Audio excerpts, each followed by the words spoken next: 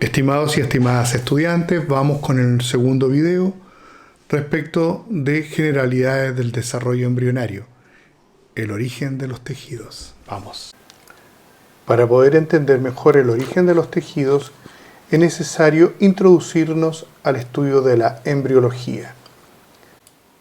Tal como Plutarco en el siglo I después de Cristo planteó, el cerebro no es un vaso por llenar, sino una lámpara por encender.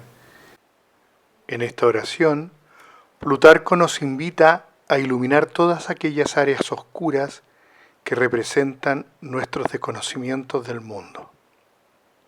Es una invitación que hacemos a todos ustedes.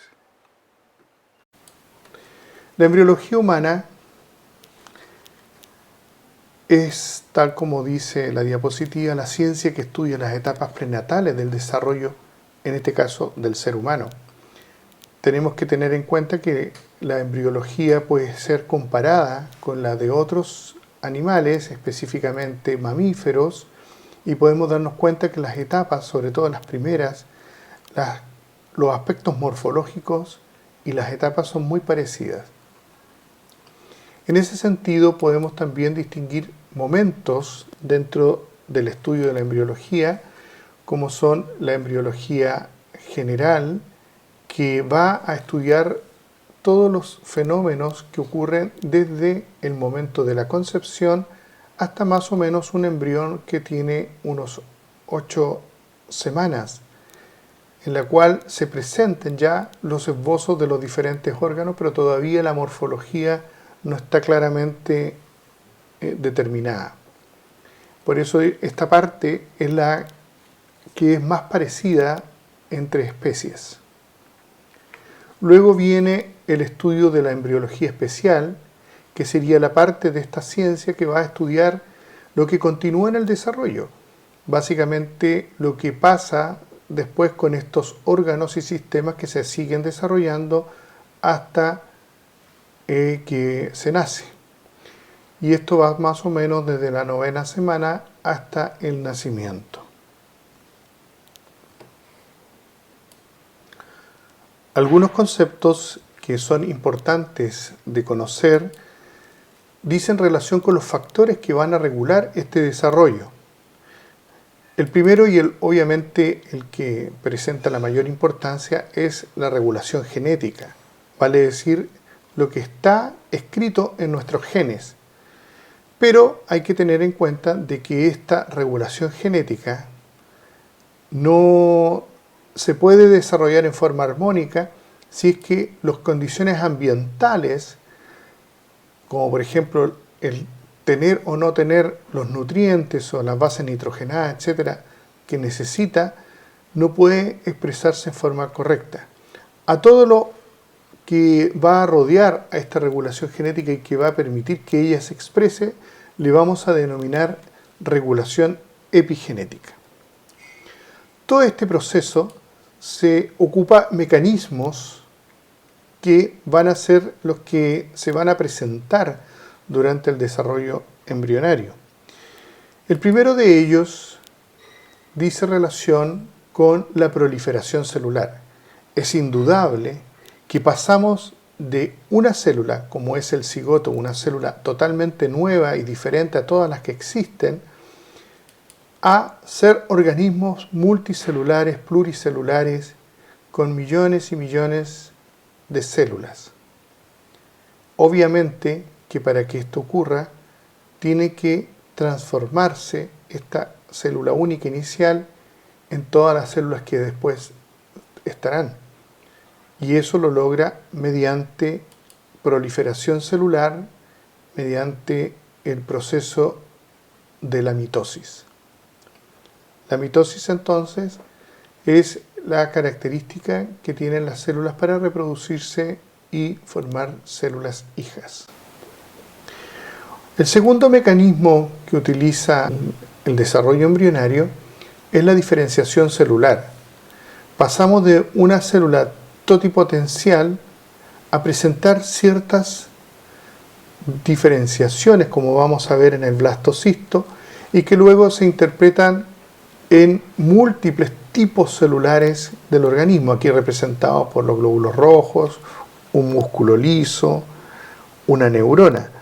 Pero en rigor estricto la cantidad y diversidad de las células del ser humano es enorme y ello implica que algunos genes se activan, otros no, etc. Para entender un poco la diferenciación celular tenemos que entender también que existen genes que están relacionados con la información posicional, porque ¿por qué una determinada célula termina siendo cerebro y no otra cosa? ¿Y por qué otra célula termina siendo un órgano como el páncreas o como el hígado, o una célula forma parte de la uña de un dedo gordo del pie? Para poder entender eso, tenemos que entender que se activan unos genes que se denominan genes posicionales, como por ejemplo los homeobox. En este caso de la imagen vemos una larva de la mosca drosófila a la cual se le han teñido las diferentes capas relacionadas con la diferenciación que ella presenta. Este aspecto metamérico que ustedes pueden ver es representado por la activación de ciertos genes posicionales que determinan que una zona permanece o una célula pertenece a una región y no a otra. Esto se ha experimentado también en este tipo de larvas, en las cuales antes de que se activen estos genes homeobox, si tú tomas una célula o un grupo de células que después formarían ojo y lo trasladas, por ejemplo, a una zona donde se va a generar una pata, lo que termina produciéndose es una pata. En cambio, si los genes ya se activaron, por lo tanto la información de la posición ya está en las células, si nosotros tomamos células de la zona donde iba a producirse un ojo y lo colocamos en la zona donde va a haber una pata, lo que va a ocurrir es que se va a formar un ojo en una pata. El otro fenómeno que se da en respecto a la diferenciación celular es el tema de la inducción celular. Células aparentemente muy similares en un inicio empiezan a interactuar mandándose señales químicas en forma mutua, lo cual hace que presenten pequeñas diferencias que se van acentuando a medida que va pasando el tiempo y estas van generando cambios tan importantes que terminan siendo tejidos diferentes, como por ejemplo en este caso las células de arriba terminan siendo células epiteliales y las células de abajo terminan siendo células del conjuntivo o conectivo. Otro de los fenómenos que se presenta durante el desarrollo embrionario corresponde a la migración y movimientos celulares. Las células no están fijas dentro del embrión, tenemos que pensar de que ya no hay elementos fibrilares o estructuras sólidas que puedan impedir en este momento la movilidad o la movilización de células. Y ellas se desplazan, generan conductos, generan canales, generan tubos, etcétera, ¿cierto? Y van rellenando espacios, moviéndose ya sea en forma individual o en forma colectiva, proliferando a su vez en el camino.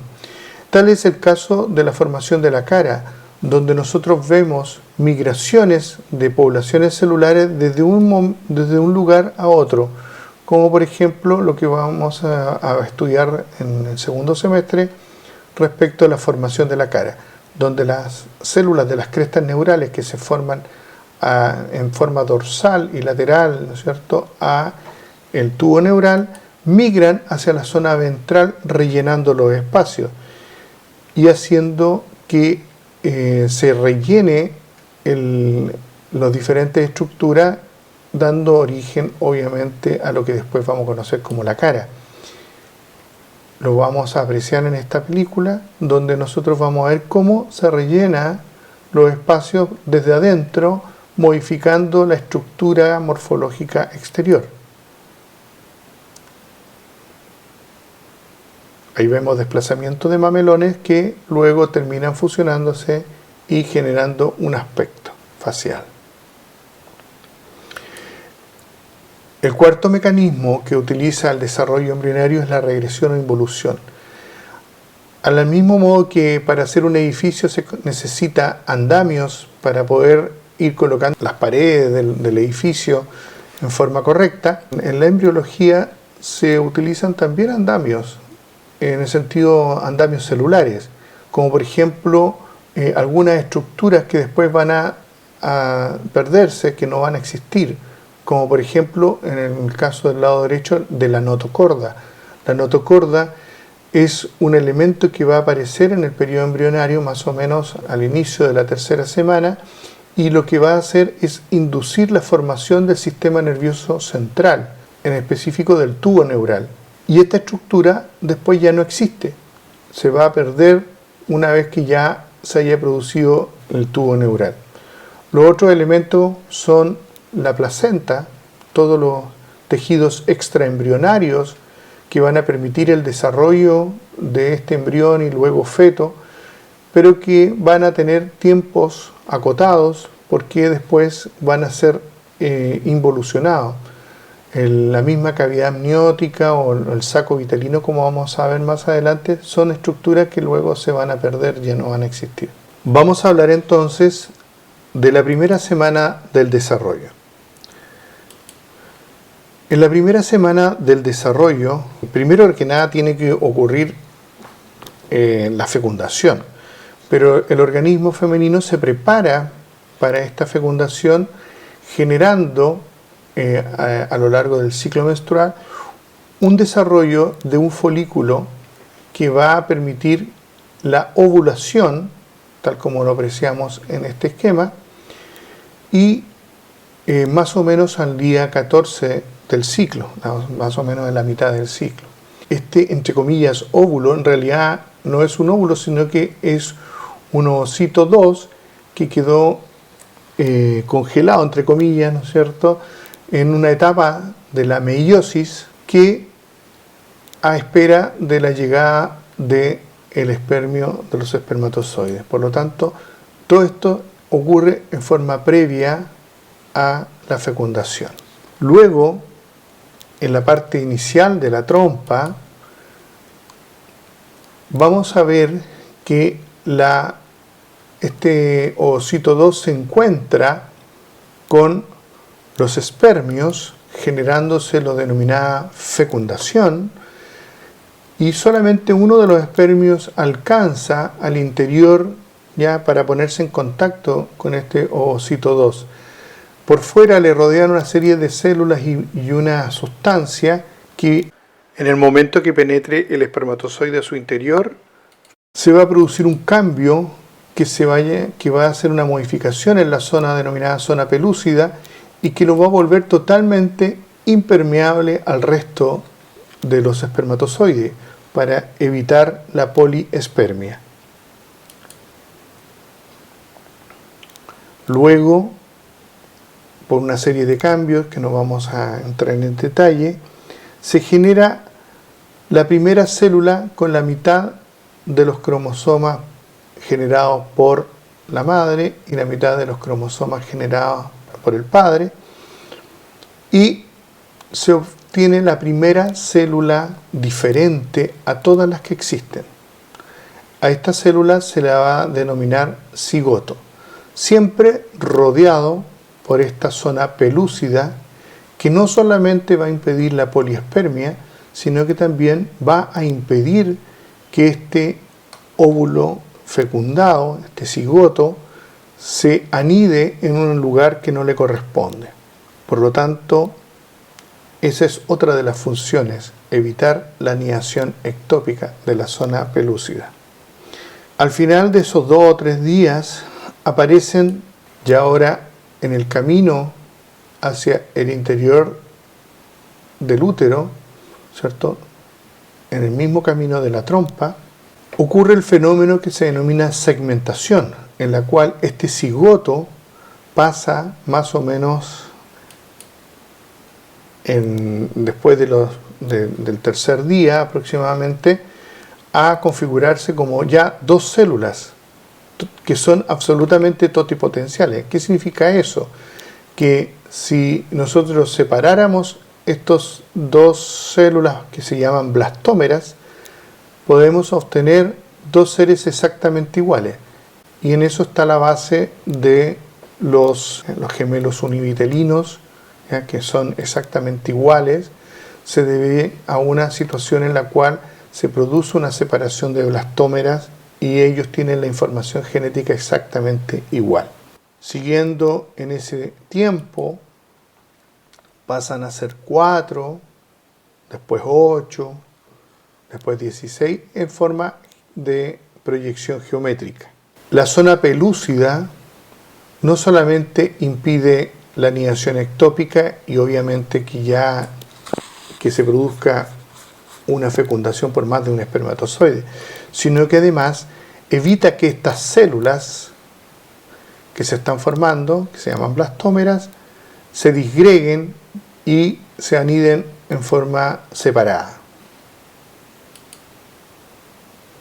Ahí está la representación del interior, sería las blastómeras que se están reproduciendo, y por fuera la zona pelúcida que impide que entre en contacto con las paredes, o por lo menos al entrar en contacto con las paredes que no es lisa, en realidad esto tiene muchas vellosidades, no se anide en forma incorrecta. Más o menos como al quinto día, todavía en la primera semana, ya las células se han reducido de tamaño, por eso se llama compactación, y han aumentado en número, alrededor de unas 50 blastómeras totipotenciales podríamos sacar de aquí y podríamos tener nuevos seres exactamente igual al original. Estas células son capaces de producir todos los tejidos del cuerpo y de los tejidos extraembrionarios que van a formar la placenta. Este aspecto que tiene como de morita se le denomina mórula y sigue cubierto por la zona pelúcida. Esto se genera ya al quinto día, estando muy cerca de la zona uterina. En este momento del estado de mórula se produce lo que podemos conocer como la primera diferenciación celular.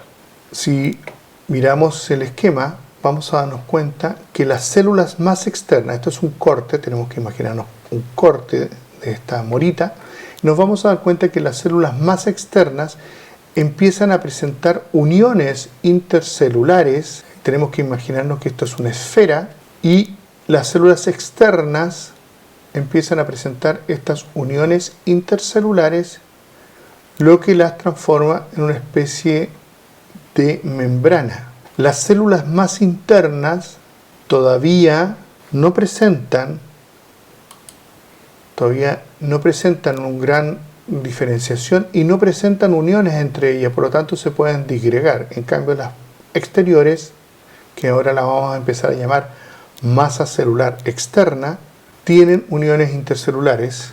La masa celular externa tienen esas uniones intercelulares que la transforman en una especie de membrana semipermeable. Las células de la masa celular externa van a empezar a denominarse en estos momentos como trofoblasto. Trofoblasto van a ser entonces todas aquellas células que van a estar relacionadas con la formación de los tejidos extraembrionarios. Por lo tanto, ya hay una diferenciación con respecto a las células internas.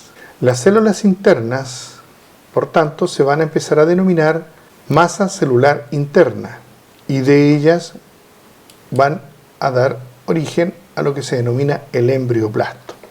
Vale decir, el embrión y futuro feto va a ser generado por las células de la masa celular interna.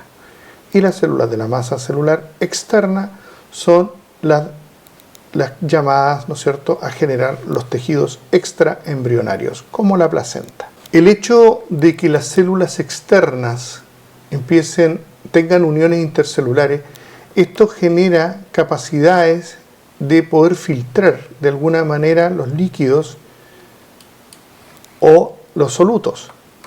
Y de hecho se empieza a transformar las células de la masa celular externa, el trofoblasto, en una especie de membrana semipermeable. ¿Y qué es lo que pasa con esta membrana semipermeable? Permite el ingreso de líquidos hacia el interior de la cavidad, hacia el interior donde están las células de la masa celular interna, generando esto una suerte de aplastamiento, entre comillas, haciendo que se polaricen las células internas y generando una estimulación sobre estas células para que proliferen y empiece a crecer este denominado en estos momentos blastocisto, que significa quiste embrionario. La masa celular interna se polariza hacia uno de los extremos, desplazado por este líquido en el cual se está llenando esta cavidad. Por lo tanto, aparece ahora lo que se denomina el blastocisto y va ejerciendo presión sobre las paredes, ¿no es cierto? Y también generando enzimas que empiezan a disgregar la zona pelúcida, tal como ocurre más o menos al sexto día, en lo cual nosotros vemos cómo este blastocisto que ha ido creciendo y generando enzimas que van, ¿no es cierto?, horadando, por así decirlo, o destruyendo la zona pelúcida para liberarse de ella. Ese momento se denomina eclosión, cuando el blastocisto sale de la zona pelúcida. Y como dijimos, la zona pelúcida estaba diseñada, entre otras cosas, para evitar la anidación. Por lo tanto, si el blastocisto sale de esta zona pelúcida, como que se rompiera el cascarón del huevo, que no es sólido como el huevo, indudablemente, pero que tiene ciertas características proteicas que impedían la anidación. Por lo tanto, ahora esto va a caer a la cavidad uterina y va a permitir la nidación. Esta eclosión ocurre más o menos a la llegada al útero y si los tiempos son correctos, el útero va a estar en una fase que va a estar totalmente receptivo para su nidación. Acá tenemos un detalle del blastocisto. Podemos ver la cavidad que va a estar llena de líquidos, el embrioblasto, la masa celular interna desplazada hacia uno de los polos y las células externas, que en este caso se denominan trofoblasto, van a estar dispuestas en forma periférica y con uniones intercelulares.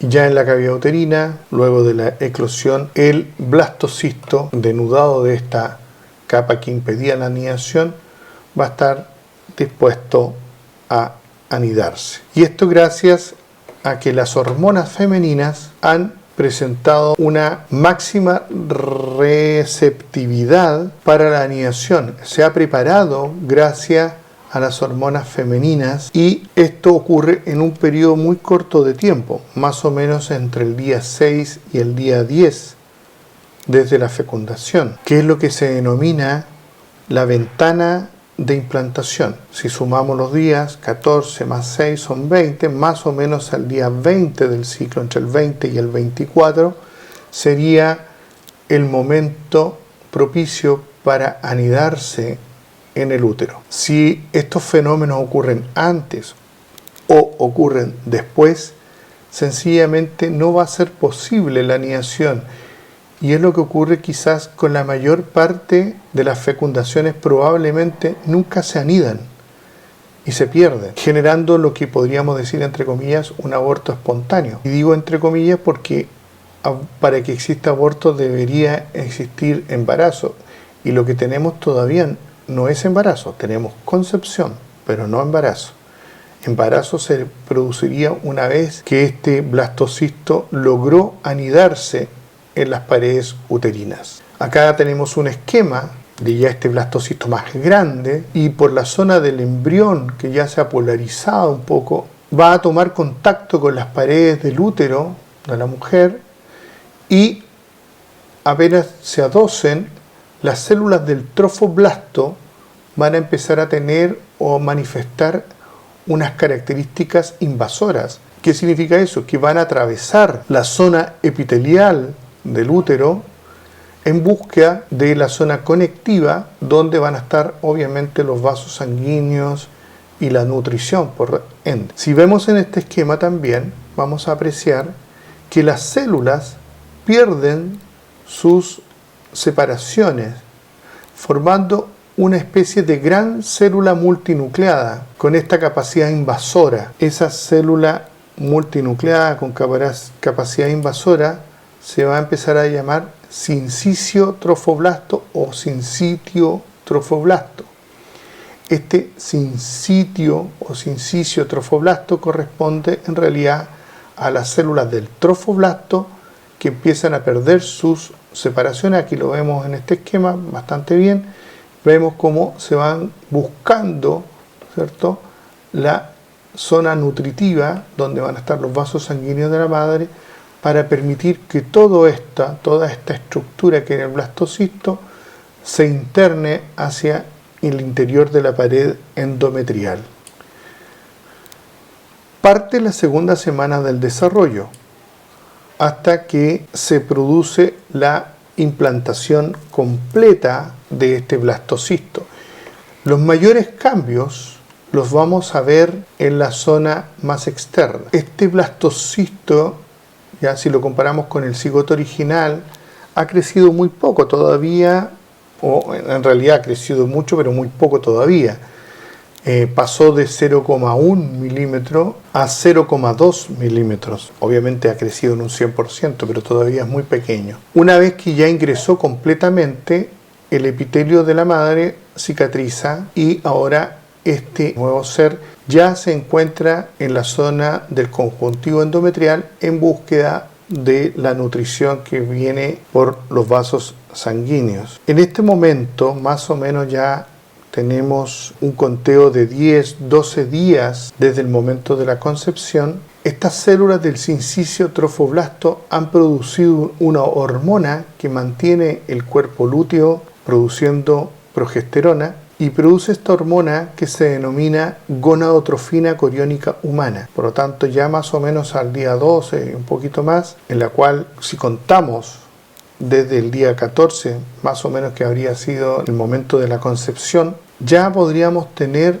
trazas detectables de gonadotrofina coriónica humana en la orina de la madre y podemos tener entonces test de embarazos positivos.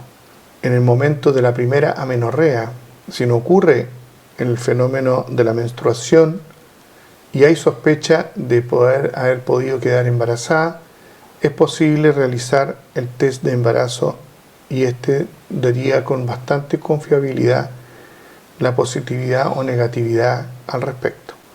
Lo que más ocurre durante la segunda semana es el desarrollo de todos los tejidos extraembrionarios, buscando, como dije, la nutrición.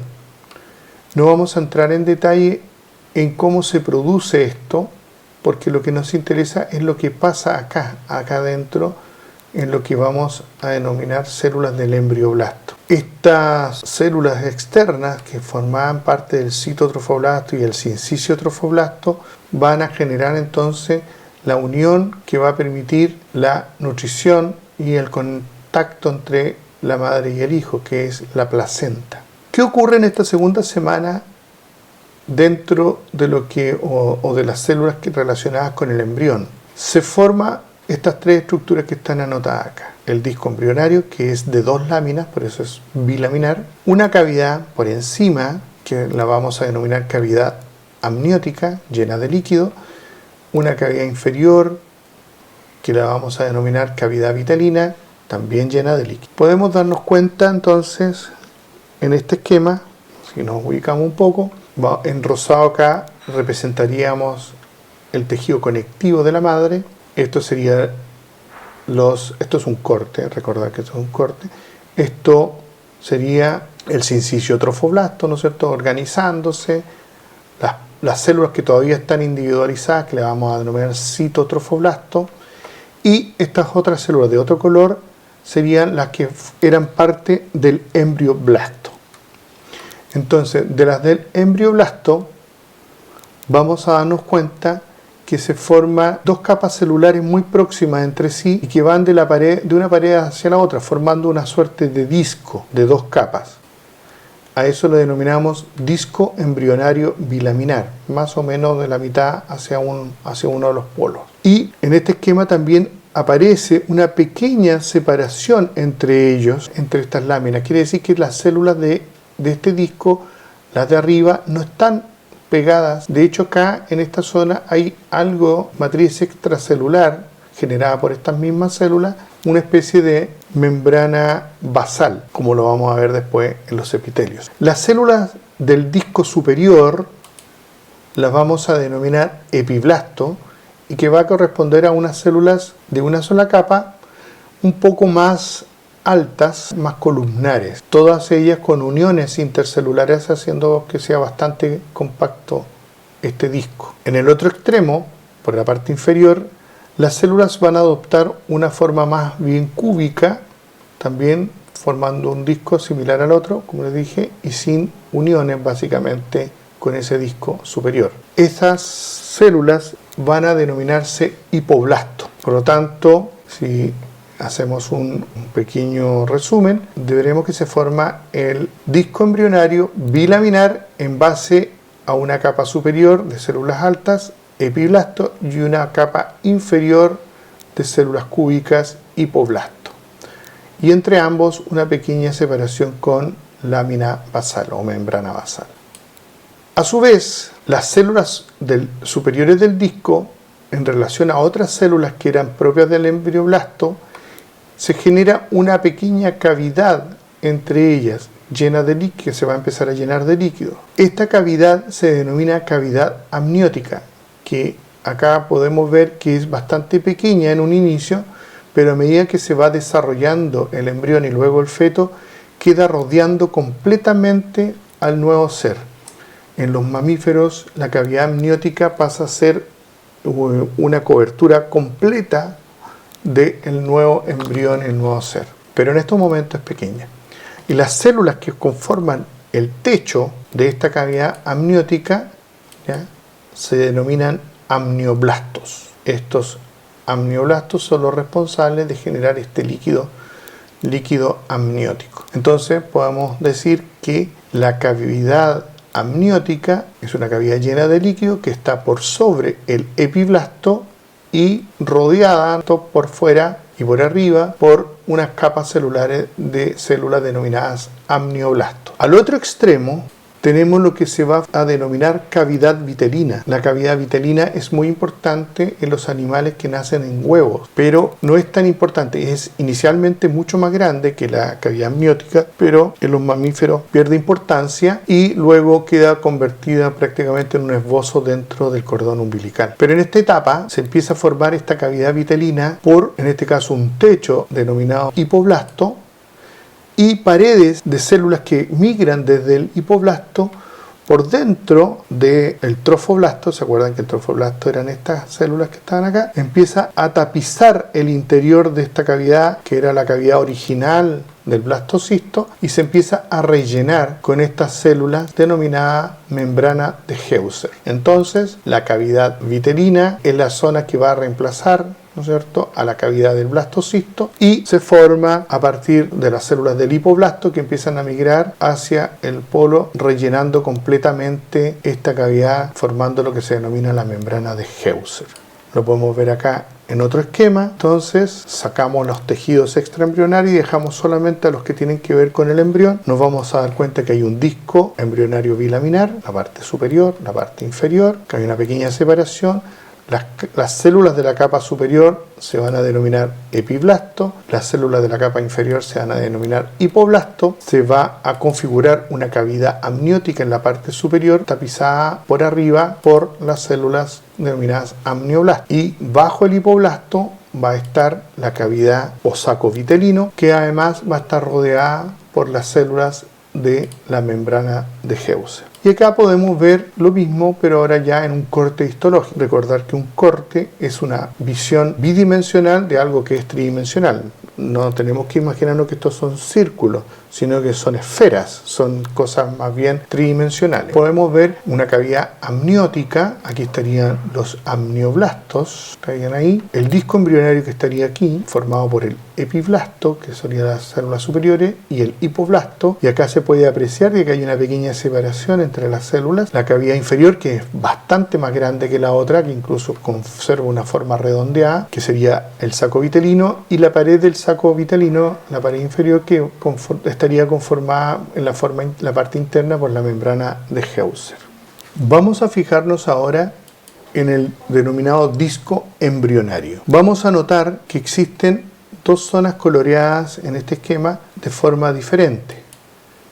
Una en la región cefálica y otra en la región caudal. Estas zonas ovaladas que estamos viendo, ubicadas en dos partes del disco embrionario, visto desde la parte superior del epiblasto, se van a denominar, la primera, la que estaría a la región cefálica, se va a denominar lámina procordal o precordal. Va a depender mucho del libro que se estudie.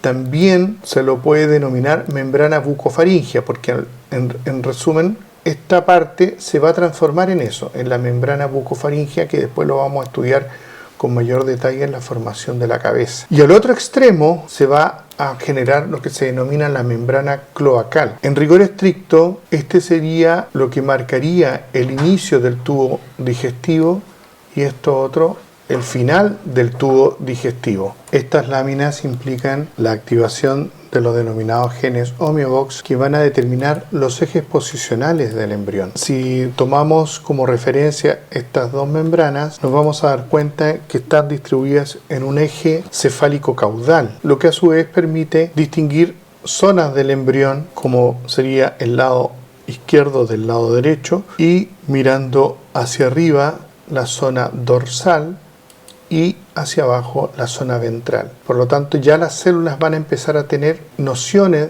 de la posición en la cual se encuentran. ¿A qué corresponden estas áreas redondeadas, denominadas lámina precordal o procordal, y esta lámina o membrana cloacal? Corresponde realmente, si hacemos un corte en forma longitudinal en este disco embrionario que estaría formando ya un aspecto así medio ovalado, alargado, corresponde a zonas de unión entre el epiblasto y el hipoblasto. En la región cefálica, unión celular entre las células superiores y las inferiores, y en la zona cloacal lo mismo, dejando áreas donde no hay conexión, que sería en todo el resto de las zonas que entran en contacto estas dos capas celulares. Entonces, la de este sector correspondería a la membrana cloacal y la de este otro sector a la lámina procordal o precordal, futura membrana bucofaringia. Concomitante a esto, se inicia la tercera semana del desarrollo, y lo que podemos ver es que en este disco, que ya ha presentado estas estructuras de unión entre ambas capas, más o menos en la zona media, en este eje cefálico caudal, en la zona media de este disco embrionario, en la zona del epiblasto, vale decir de la capa superior, las células van a empezar en la línea media a proliferar, más o menos desde la mitad hacia la zona caudal. Van a empezar a proliferar y a cambiar su morfología. Si hiciéramos un corte transversal y miráramos el embrión, o desde abajo, desde la zona caudal en realidad, lo que veríamos sería que las células de la zona media empezaron a proliferar y empezaron a cambiar su configuración. Y aquí estaría representado en un color diferente. Entonces, como aumenta la cantidad de células de un lado y del otro, comienzan a chocar, ¿ya? Porque no hay espacio, indudablemente, y esto fuerza a que las células en proliferación empiecen a invadir el espacio intermedio. Este fenómeno en el cual se comienza a proliferar esta célula y a invadir el espacio intermedio se va a denominar gastrulación. Vale decir, la tercera semana debuta con el fenómeno de la gastrulación. Se marca en la zona de la línea media, entonces se marca una línea que se va a denominar línea primitiva, desde donde van a proliferar e ingresar las células en proliferación al espacio intermedio, como lo vemos en este esquema. Y también vamos a notar que parte de estas células que entran en el espacio intermedio también empiezan a invadir a las células del hipoblasto. Y aquí las representamos con un color más verde en relación a este amarillo que está acá. Estas células van a terminar reemplazando a las células del hipoblasto. Tenemos entonces la línea primitiva, donde van a proliferar las células que van a ingresar. Las células van a invadir la zona intermedia para formar la tercera hoja embrionaria denominada mesodermo. Las células además van a invadir el hipoblasto para formar la hoja embrionaria denominada endodermo definitivo, y las células superiores van a empezar a denominarse, que eran parte del epiblasto, van a empezar a denominarse ectodermo.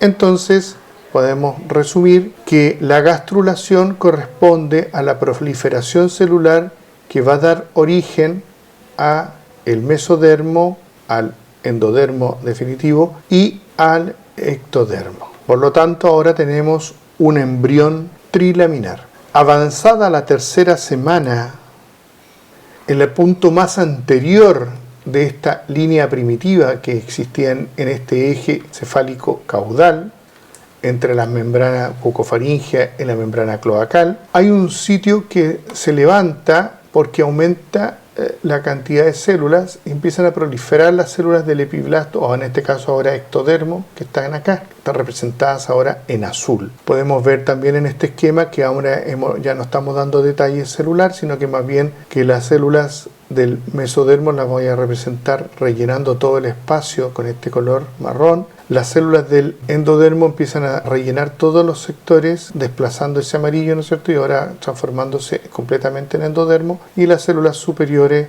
que corresponderían al ectodermo. Entonces, en esta zona, que se denomina nódulo primitivo o nódulo de Hansen, empiezan a proliferar células que van a hacer lo siguiente: van a introducirse, esto está ocurriendo en la línea media, van a introducirse al interior, invadiendo también el espacio de estas células que estarían acá, que serían del mesodermo, que no tienen muchas uniones, no hay mucha organización en este momento, ¿ya? Ahí hay una proliferación, y luego de esa proliferación se empiezan a dirigir hacia la membrana bucofaringea por la línea media, y además se cavitan formando una especie de tubito que se desplaza en dirección hacia la membrana bucofaringea, inmediatamente por debajo del ectodermo. Esto ocurre más o menos entre los días 19, más o menos como está ocurriendo el otro fenómeno, y el día 23. Esta estructura, que la hemos coloreado en azul, se denomina notocorda o proceso notocordal. Esta notocorda genera en la línea media una inducción a proliferar de las células que están en el epiblasto en esta zona, en la zona superior a la notocorda, ya que la voy a marcar ahí con esa flecha. Esas células que empiezan a proliferar acá, va a ocurrir un fenómeno similar o parecido a lo que pasó en la línea primitiva, pero en realidad tienen que imaginar que esto está creciendo en todos los sentidos, está creciendo en sentido cefálico caudal y en sentido lateral, y además el disco ya no es plano, sino que empieza a curvarse, empieza a ser convexo en este sentido y convexo en el otro sentido, y a crecer. Las células que empiezan a proliferar en esta zona van a adoptar en un corte, si nosotros hiciéramos cortes ahora transversales, vamos a ver algo como esto. Ahí estaría la notocorda, que induce las células que están por encima a proliferar. Al proliferar, se va generando una especie de pliegue que se va metiendo hacia el interior, tan profundamente que termina formando un surco. Tienes que imaginarse que este surco es completo. Se va a formar un verdadero surco, que aquí no está representado en marrón, y si ustedes fijan bien, además en los extremos de ese surco se van a formar unos pliegues ya de tipo anaranjado acá, que representa lo que va a formar lo que se denominan las crestas neurales. A medida que se va profundizando este surco, ya porque va creciendo el embrión, esto se empieza a cerrar con tal de que este extremo termine en contacto con este otro extremo y se cierre completamente. En rigor estricto, todo esto se invagine. Invaginar significa que se introduce hacia el interior del embrión. Recuerden que esto está lleno de matriz extracelular. Aquí no están representadas las células del mesodermo, pero tenemos que imaginar que está lleno de células del mesodermo por todos estos lados. Con tal de que el ectodermo se termina cerrando en la parte superior y las células que entraron forman dos tipos de estructura: el tubo neural, que está acá, y las crestas neurales. Esto se empieza a cerrar en el medio primero y luego avanza hacia los extremos, como lo vamos a ver en la siguiente diapositiva. Ahí está la representación de que esto se está plegando. Si ustedes se fijan bien, acuérdense que el saco vitelino era grandote y este sería el endodermo, el amarillo, y esto se va a ir achicando y al final va a terminar siendo un tubo digestivo pequeño, ¿no es cierto? Y esto sería el ectodermo, que ahora va a rodear completamente la estructura, y esto en cafecito ya sería mesodermo. En verde estaría las crestas neurales y en azul estaría formándose el tubo, que si se fijan bien se cerró completamente y se separó ahora del ectodermo, y esto queda por dentro completamente. Este fenómeno de formación del tubo neural y las crestas neurales se denomina neurulación y ocurre avanzada la tercera semana de vida intrauterina. Esto sería una representación gráfica del tubo neural cerrándose. Aquí ya se ha cerrado. Esto es como cerrar un taco mexicano, ¿no es cierto? Cerramos por el medio y nos queda abierto un lado y el otro. Obviamente que si esto no llegara a cerrarse en la parte cefálica, termina generándose una falta de cerebro que se llama anencefalia. Esto es muy grave e incompatible con la vida. Lo mismo pasa si es que no se cierra en la región caudal, el tubo neural no se internaliza y no se cierra completamente, termina formándose una malformación que se llama espina bífida. Con tal de que a las 4 semanas más o menos tenemos un embrión con estas características: un tubo neural completamente cerrado en el interior, un ectodermo que lo vemos como todo lo que estaría por fuera, el endodermo que va a formar lo que se llama el intestino primitivo, y esta vesícula umbilical correspondería al saco vitelino, que ahora está quedando dentro de todo lo que va a formar después el cordón umbilical. Aquí estaría la membrana bucofaringea o lámina procordal, que estaba arriba, y por el crecimiento esto fue desplazado hacia la zona ventral. Lo mismo pasa con la membrana cloacal, que estaría en este otro extremo, ¿ya? Y las crestas neurales, que aquí no están dibujadas, pero serían unas cosas que estarían por el lado del tubo neural, y todo lo que rellena por dentro sería mesodermo. Podemos hacer un resumen entonces. Lo primero que ocurre es la fecundación, se genera el cigoto, luego este cigoto empieza a generar las blastómeras en el fenómeno llamado segmentación y compactación, hasta que se produce un elemento que se llama la mórula, que en realidad es el aspecto que toman estas blastómeras en ese momento. Las células, se produce una pequeña diferenciación, la primera diferenciación celular, donde se genera el blastocisto.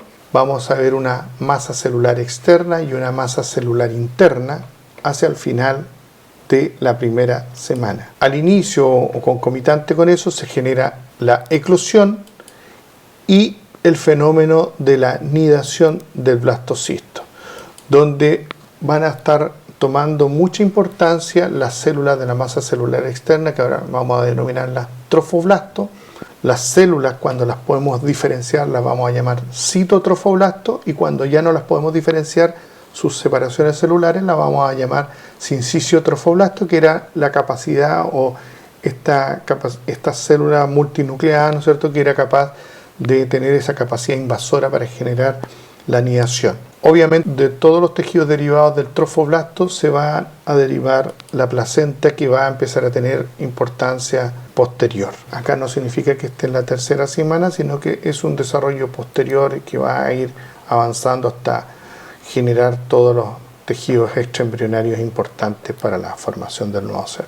En el caso de la masa celular interna, que vamos a denominar embrioblasto, inicialmente se va a producir el disco bilaminar por la parte superior, por la capa denominada epiblasto, y por la capa inferior denominada hipoblasto. También en algunos libros endodermo primitivo, que no va a ser el endodermo final que va a terminar teniendo el embrión.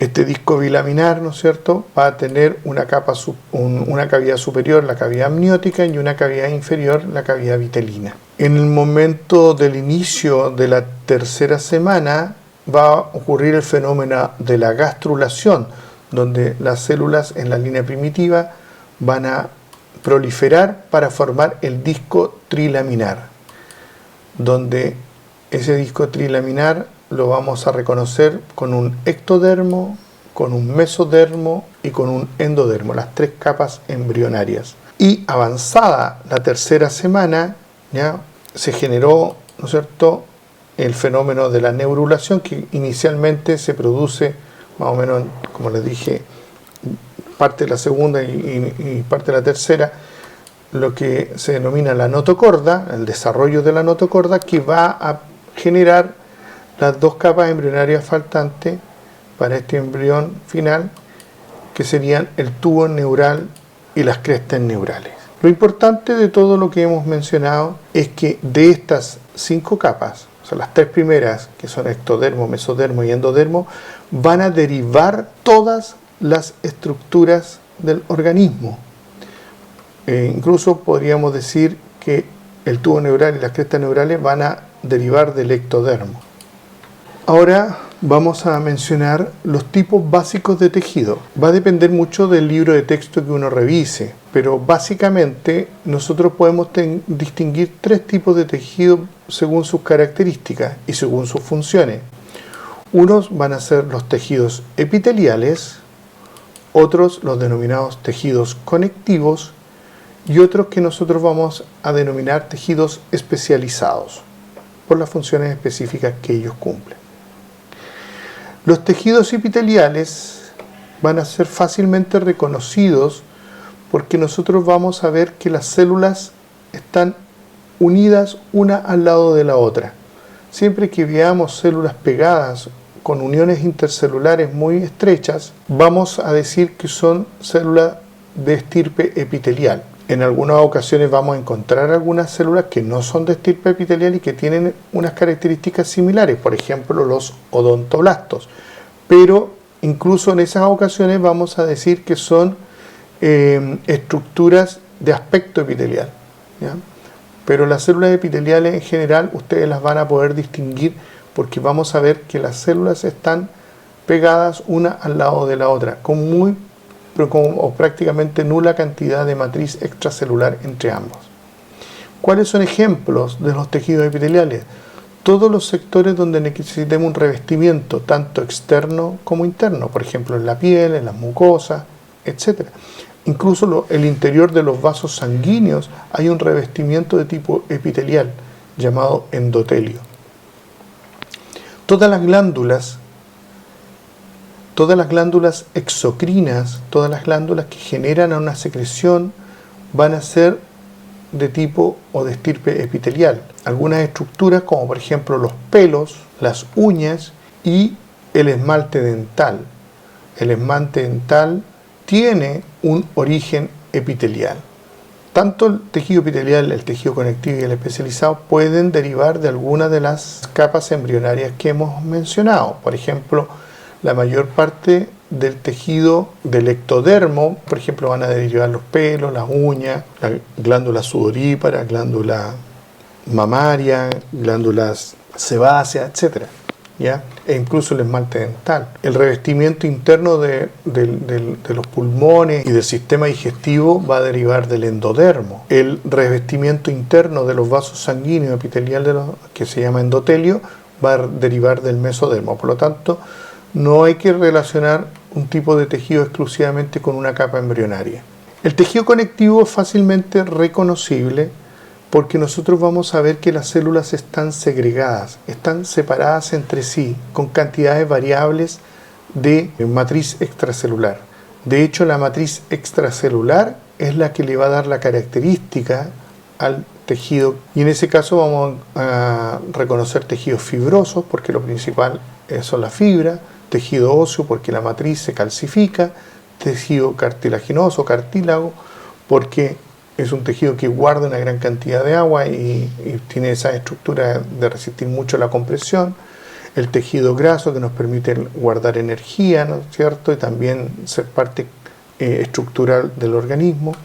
Y también, siguiendo con el ejemplo de los dientes, la dentina y también la pulpa dental y el cemento radicular son tipos de tejidos conectivos. Y los que vamos a denominar tejidos especializados, vamos a mencionar los que cumplen funciones específicas, como por ejemplo el tejido muscular, el tejido nervioso, los mismos vasos sanguíneos, la sangre, que en algunos libros lo consideran como parte del tejido conectivo. En rigor estricto no es así porque tienen origen embriológico diferente. Y el tejido linfático, todo lo que tiene que ver con las defensas, ¿no es cierto?, y con la inmunidad adquirida. ¿Cuáles son los componentes básicos de los tejidos? Básicamente son células y matriz extracelular. Las células, vamos a ver que al principio eran totipotenciales, después van a empezar a ser multipotenciales a medida que se van diferenciando ya a los diferentes tejidos, y luego vamos a hablar de las células madre o stem cell, que ya serían las células que tienen ya cierta estirpe preseleccionada, predefinida para formar un tejido u otro. También vamos a ver que en algunas ocasiones se va a mencionar las células con el sufijo blastos, por ejemplo fibroblastos, neuroblastos, etc. Los blastos implican células que tienen todavía capacidad de reproducción y de generar células hijas. Y las denominadas citos, el sufijo cito, que implica que ya la célula es una célula diferenciada y una célula hija, que ya no puede diferenciarse más. Por ejemplo, las células precursoras de las neuronas se llamarían neuroblastos, y las neuronas mismas deberían llamarse neurocitos. Podrían ser adipoblastos, que generan adipocitos, fibroblastos, que generan fibrocitos. Ese es más o menos el tema de estos sufijos. La matriz extracelular básicamente compuesta por matriz fibrilar, algunos ejemplos, matriz amorfa o sustancia fundamental, que es sumamente importante para la retención principalmente de agua. Todos los fenómenos que ocurren en el organismo ocurren en una base acuosa, y unos tipos especiales de proteínas que permiten la adhesión de estas células a la matriz fibrilar. O sea,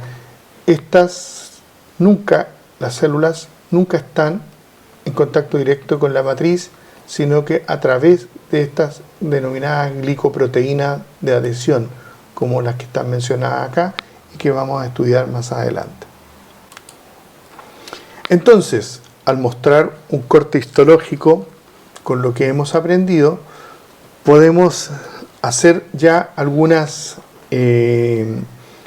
interpretaciones de lo que estamos viendo, sin saber todavía de qué se trata. Para ir finalizando, entonces, tenemos que los tejidos epiteliales se reconocen básicamente porque las células están unidas entre sí. Tejido conectivo, tenemos tejido fibroso, tejido óseo de tipo esponjoso, este tejido óseo de tipo compacto, este es un tipo de cartílago, esto es grasa, y esto es un tendón, aparentemente por la disposición de las fibras. Y por último, los tejidos especializados, como por ejemplo acá, el tejido muscular estriado, tejido muscular liso, tejido linfático. Este es un corte de timo, que es lo más parecido a la universidad del linfocito T. Acá tenemos un sistema nervioso central, donde vemos las neuronas siempre son células muy grandes en relación a las otras, prácticamente donde veamos una célula gigante al lado de otra, lo más probable es que sea una neurona. Tenemos sangre, y aquí tenemos sangre dentro de un capilar. Si ustedes se fijan bien, está rodeado por una célula de aspecto epitelial, que sería el endotelio, ¿ya? Y las células sanguíneas dentro, y por fuera tejido conectivo. Bueno, estimados estudiantes, esta es la parte final de nuestra clase.